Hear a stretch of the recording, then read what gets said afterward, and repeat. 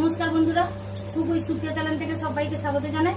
আজকের আবার দুপুরবেলা দারুণ স্বাদের একটা রেসিপি নিয়ে এসেছি। আজকের বানাবো কচু শাক চিংড়ি দিয়ে বাটা। তো কচু শাক চিংড়ি দিয়ে বাটা আমি কি কি নিয়েছি মশলা আপনাদের একবার পরিচয় করে দেবো। আসুন, এখানে কচু শাক সুন্দর করে কেটে নিয়েছি, এখানে চিংড়ি নিয়েছি, এখানে কালো জিরে শুকনো লঙ্কা নিয়েছি, এখানে কাঁচা লঙ্কা আর একটু হলুদ নিয়েছি, ওই তেঁতুল, পাকা তেঁতুল, গাল যদি না ধরে। এখানে পেঁয়াজ নিয়েছি, এখানে রসুন নিয়েছি। এটা লবণ। কড়াটা জ্বালিয়ে নিয়েছি, পরিমাণ মতো সরিষার তেল হয়ে গেছে। কড়ার মধ্যে দিয়ে দেবো শুকনো লঙ্কা আর কালো জিরে, রসুন কুচি দেবো, পেঁয়াজ কুচি দিয়ে দেবো, লবণ স্বাদ মতো। তো আমি তেঁতুল টকটা গুলে নিচ্ছি, পাকা তেঁতুল, যাতে না কচু শাকটা গাল ধরে। তো চিংড়ি মাছ দিয়ে বাটা, পেঁয়াজটা লাল লাল করে ভেজে নিয়েছি, দিয়ে দেবো চিংড়ি মাছ ভাজা। তো কচু শাক দিয়ে চিংড়ি মাছ ভাজা আর ছিলে পাটবো, হেভি লাগবে।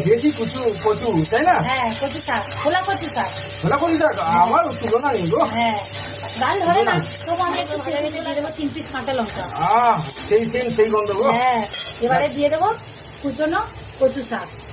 ওয়াও, এটা হেভি হবে, হেভি টেস্টি হবে গো। হ্যাঁ, ভালো করে তেলে ভেজে আর যা ভাবা যায় না। ছিলে বাটবো, অসাধারণ।